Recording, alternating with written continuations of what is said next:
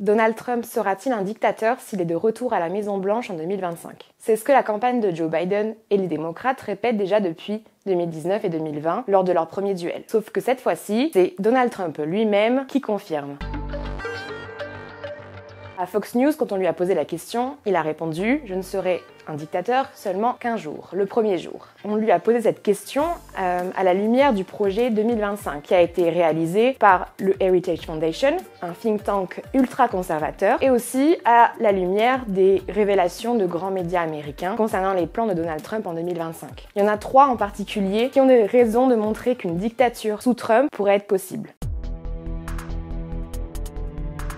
Le premier, c'est l'Insurrection Act. C'est une loi qui date du 19e siècle et qui permet au président américain d'appeler et de déployer l'armée américaine sur le sol américain, ce qui n'est normalement pas vraiment permis dans la tradition américaine. Ça a été utilisé pour la dernière fois en 1992, ça fait donc plus de 30 ans. S'il est réélu en 2024, Donald Trump pourrait utiliser cette Insurrection Act pour mener à bien plusieurs projets. Par exemple, la lutte contre l'immigration, qui est l'une de ses grandes priorités. Il pourrait appeler l'armée américaine à la frontière pour se débarrasser, grossièrement dit, des migrants mexicains. Mais il pourrait également l'utiliser pour d'autres raisons et à d'autres fins. Par exemple, si des manifestations explosent le jour où il est élu, il pourrait invoquer l'Insurrection Act pour déployer l'armée américaine contre les manifestants. Après tout, Donald Trump a déjà parlé de l'Insurrection Act dans son passé lors de son premier mandat. Il a hésité et il a publiquement regretté de ne pas l'avoir utilisé en 2019 contre des migrants à la frontière mexicaine, mais également en 2020 lors des manifestations de Black Lives Matter.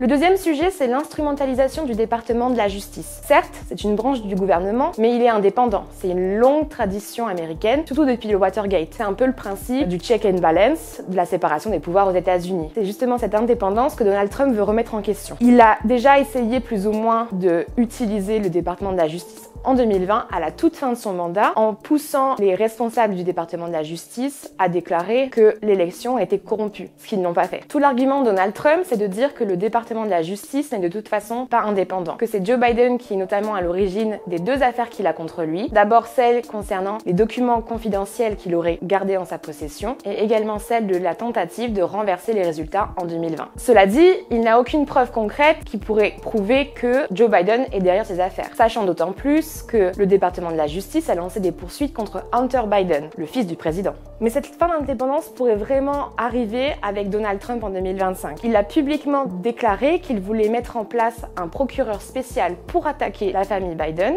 et également qu'il voudrait utiliser ce département de la justice pour attaquer ses opposants, ses anciens collaborateurs qu'il aurait trahis, notamment après l'élection de 2020.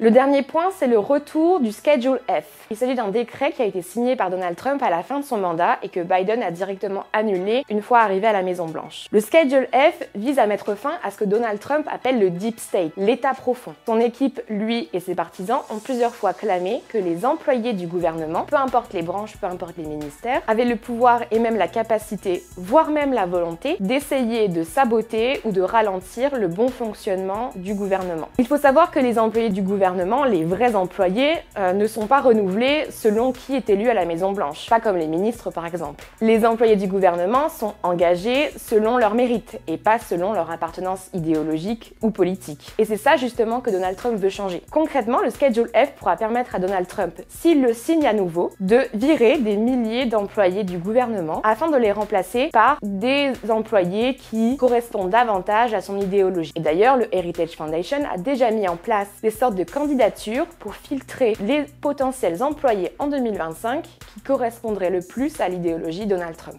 Donc ces 3 points dessinent d'une certaine façon les premiers contours du mandat 2025 de Trump. Ce serait un mandat dirigé par un désir de vengeance de la part de Donald Trump contre ses opposants et contre Joe Biden, mais aussi un mandat où le pouvoir risque davantage d'être concentré dans ses mains et dans ceux de loyaux serviteurs. Et les experts en droit ou en sciences politiques alertent sur un point. Si Donald Trump est réélu, il existe peu de garde-fous pour l'empêcher de mettre à bien ce plan. Cela veut donc dire que tout se joue l'année prochaine lors des élections présidentielles.